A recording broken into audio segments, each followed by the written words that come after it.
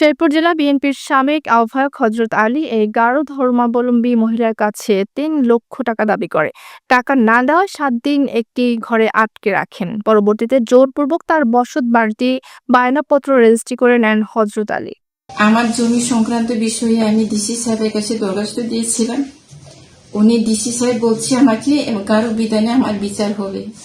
এই গারো বিধানে বিচারে এই কাগজ শোনার পর আমার স্বামী তার মেয়েকে দরখাস্ত দিয়ে হযরত সাহেবের কাছে আমাকে অক্টোবর মাসের ৯ তারিখে বিকাল দিকে ৬টার দিকে আমাকে ঋণ দিল। তারপর আমাকে নিয়ে গিয়ে আমাকে বলল, তোমার জমি এখানে ৩ জনের নামে যে আছে 3 জনের নামে আমরা ভাগ করে দিব।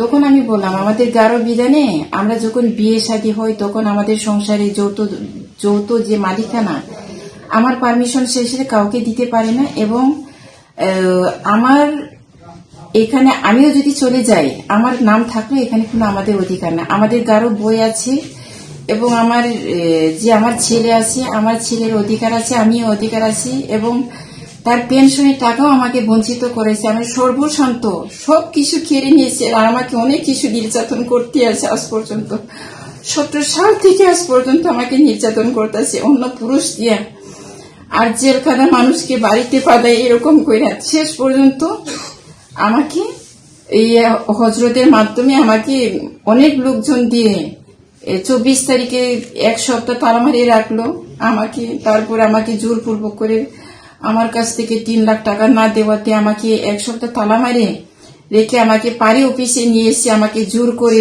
আমাকে অবৈধভাবে আমাকে জোর করে বাইনানামা করাইছে। আমি তো করতে চাইছিলাম না।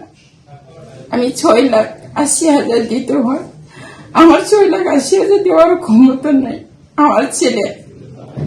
আমার ছেলেকে সেদিন ওর লোকেরা সুমন, রাজন আর হারুন আর আরিফ, ওদের লোকেরা আমার ছেলেকে গাছ দেখে মেরে মারতে চাই আর খুন করতে চাই, আর আমাকে খুন করে নাকি বস্তা করে ইন্দে বেড়ে ফেলে আসবো, এইভাবে আমাকে অনেক ভয় দেখাচ্ছে, হুমকি করেছে।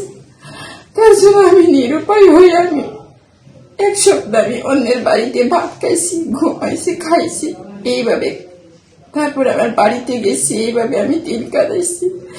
আর আমাকে অনেকভাবে হুমকি আর অনেকভাবে এই জমি এবং টাকা না দেওয়াতে আমাকে অনেক কিছু করছে।